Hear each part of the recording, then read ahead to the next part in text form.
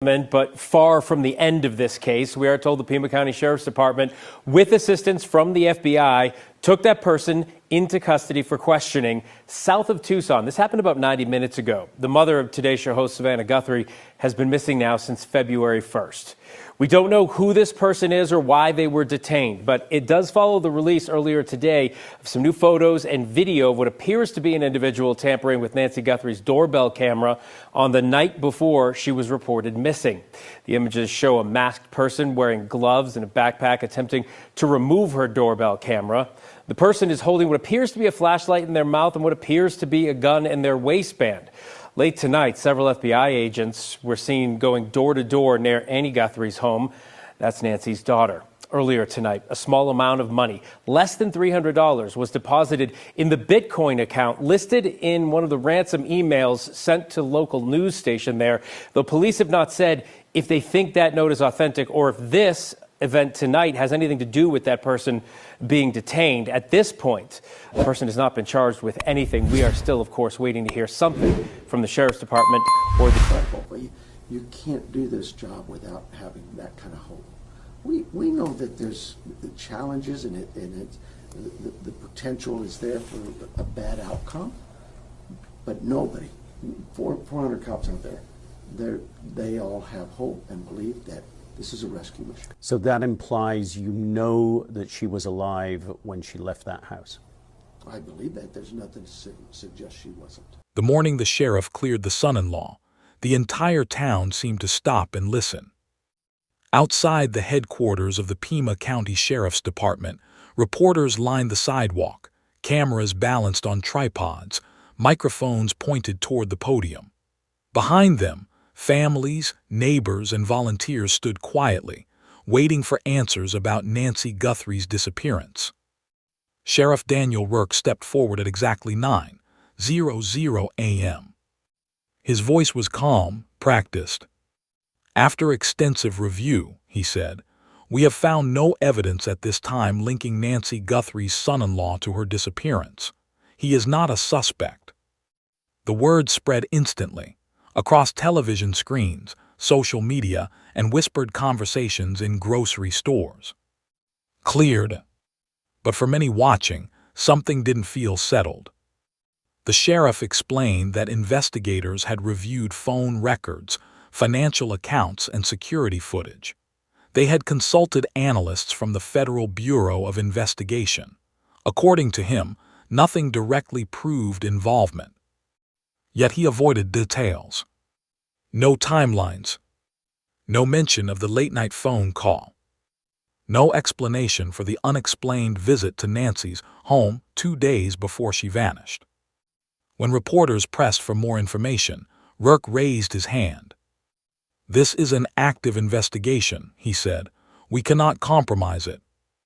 Across town, in a small rented house near the edge of the desert, the son-in-law watched the press conference alone. His name had been dragged through headlines for weeks. Now, officially, he was cleared. But public suspicion doesn't disappear with a statement. It lingers.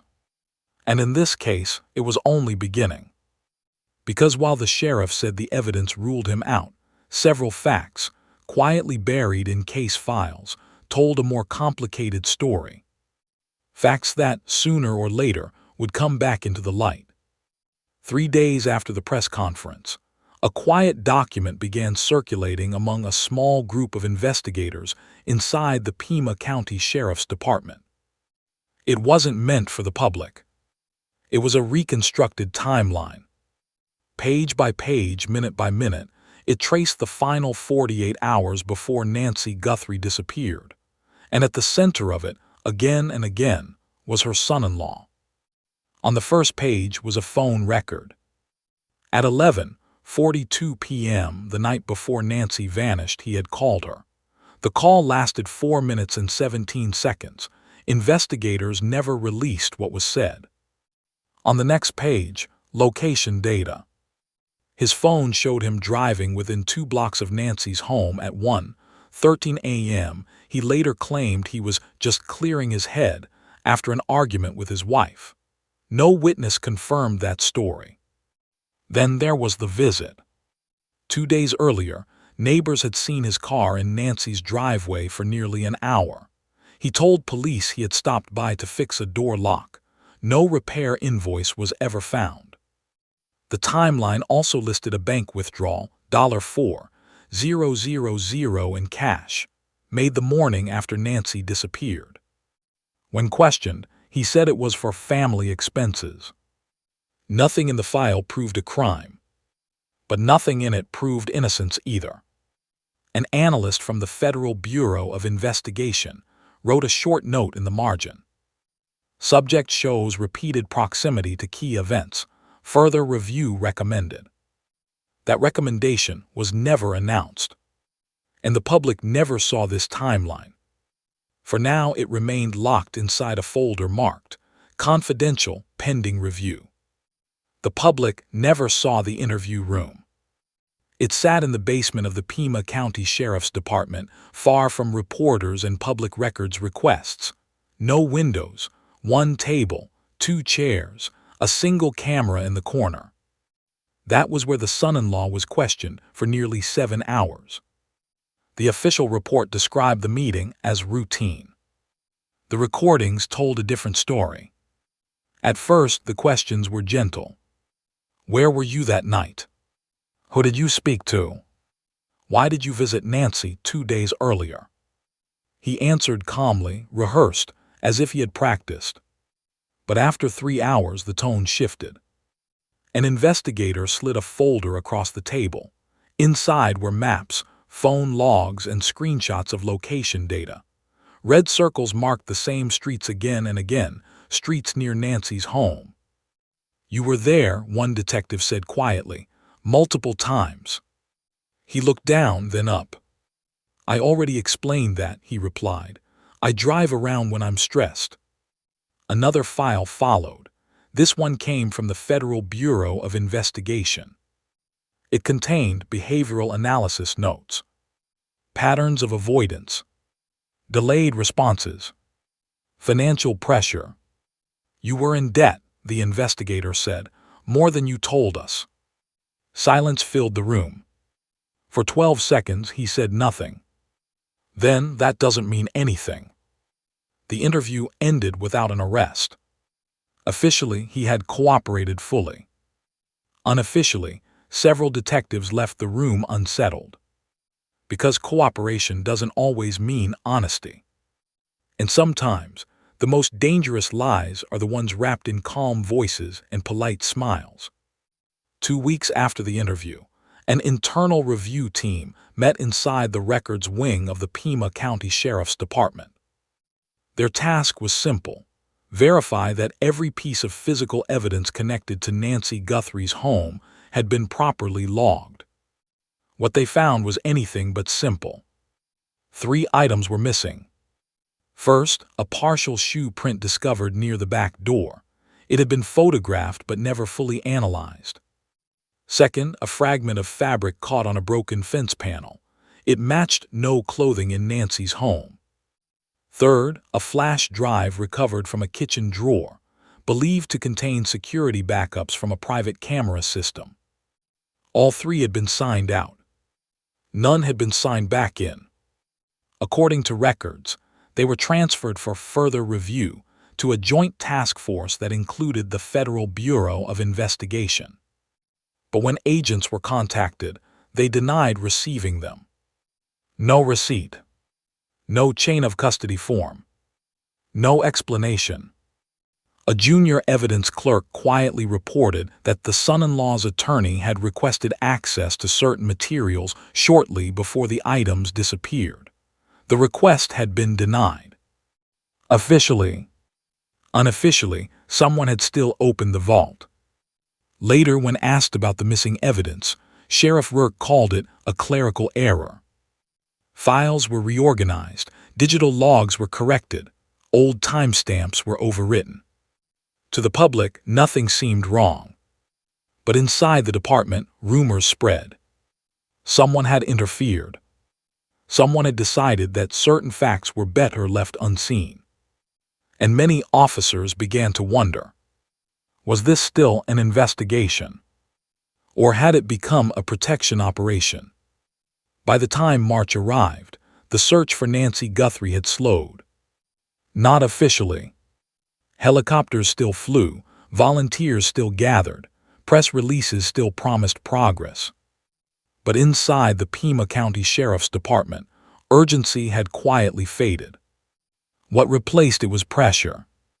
It came first from lawyers, then from community leaders, then unexpectedly from within Nancy's own family. Private emails later reviewed by investigators showed repeated contact between the son-in-law's legal team and senior officials. Meetings were scheduled off-record. Phone calls were marked confidential. Notes were kept vague. Family stability is important, one internal message read. Public accusations could cause permanent damage, said another. At the center of it all was fear. Fear of scandal, lawsuits, and reputational collapse. Nancy's daughter had stopped speaking publicly. Friends said she believed the case was being handled. But privately, she had asked detectives the same question again and again. Are you sure he didn't do this? No one ever gave her a straight answer. Meanwhile, agents from the Federal Bureau of Investigation began requesting access to files that local authorities delayed providing. Some documents arrived weeks late, others never arrived at all. One federal investigator wrote in frustration, "Local leadership appears reluctant to pursue internal suspects." That sentence never reached the media. Instead, headlines focused on hope, prayers, and community unity. Behind the scenes, however, the case was being reshaped, not by evidence but by influence. And the closer the spotlight came to the son-in-law, the more powerful forces seemed determined to push it away. The message arrived at 2:17 a.m. It was sent from an unregistered phone to a private investigator who had once consulted for the Pima County Sheriff's Department. 3 words. They buried it. Attached was a scanned document, an internal memo that had never been released. It showed that, 2 weeks after Nancy disappeared, detectives had recommended a second, more aggressive search of the son-in-law's storage unit. A drug-sniffing team and forensic specialists were ready. The request had been denied. The signature at the bottom belonged to a senior supervisor. No explanation was given. The sender identified themselves only as a concerned officer. In a follow-up text they wrote, "We were told to stand down, said it would cause problems." When the investigator shared the document with federal contacts, analysts from the Federal Bureau of Investigation immediately flagged it as unusual. Search denials in active abduction cases were rare, especially when linked to close relatives. Within days, the whistleblower stopped responding. Their phone went silent. Their department email was deactivated. Officially, they had taken extended leave. Unofficially, no one knew where they had gone. But their warning had already done its damage. It confirmed what many had begun to fear. Key leads weren't being missed. They were being deliberately ignored. By early summer, public confidence had begun to crack. A leaked memo, an anonymous interview, and a series of unanswered questions had forced the Pima County Sheriff's Department back into the spotlight. This time, the attention was not about search efforts. It was about accountability. A regional news outlet published excerpts from internal files. They showed delayed reports, missing attachments, and unexplained approvals tied directly to the son-in-law's name. Written like a ransom note for Savannah Guthrie's mother. Specific And they're requests very for certain amounts of money, very specific. Bitcoin. And also, they say at the bottom, there are certain things they're saying about what she was wearing and damage to the house. That as they're if clearly saying to verify that it's us. we know what we're talking about here. So we've contacted the Sheriff's Department, and we want to get them this letter. We had a little trouble getting through to the right person, but the person we spoke with is now forwarding this to somebody in the detective bureau. So if my phone rings, I may have to stop and... What's interesting is, there was just a news conference that just ended with the sheriff, and he was asked about, and we're going to do this segment in a few minutes, but he was asked about a ransom note, and he just said, we're following all leads. Yeah, and this again, we don't know. We don't know if this is legit, right. if it's authentic or not. But they're when you read it, they're acting as if, yeah, only we would know these things, right. and we're serious. And there's a dollar demand and an or else in there. Mm-hmm. So within hours, the story spread nationwide. Under mounting pressure, federal authorities stepped in. Agents from the Federal Bureau of Investigation announced a review of investigative procedures. The phrase sounded harmless.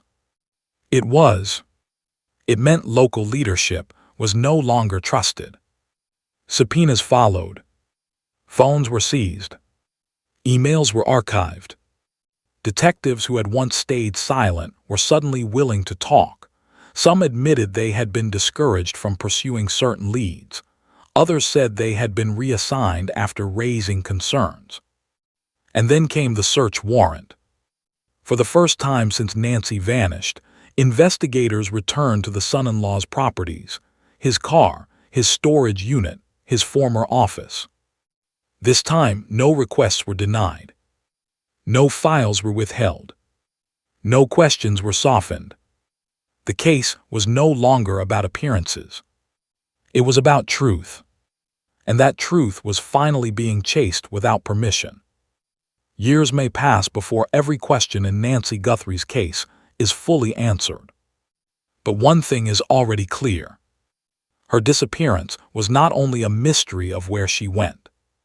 It was a story of how justice was delayed, how influence shaped decisions, how silence protected uncertainty, and how a simple declaration, "He is cleared," nearly closed the door on critical evidence.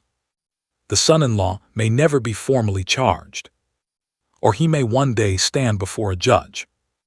That outcome remains unknown. What is known is this: multiple chances to uncover the truth were ignored. Multiple warnings were dismissed. Multiple voices were quieted. Yet despite everything, the case did not die. It survived in leaked documents, in brave witnesses, in investigators who refused to forget. Most of all, it survived in the memory of a woman who deserved better. Nancy Guthrie was more than a headline. She was a mother, a neighbor, a life interrupted. And until every hidden file is opened, every missing answer is found, and every shadow is examined, her story remains unfinished.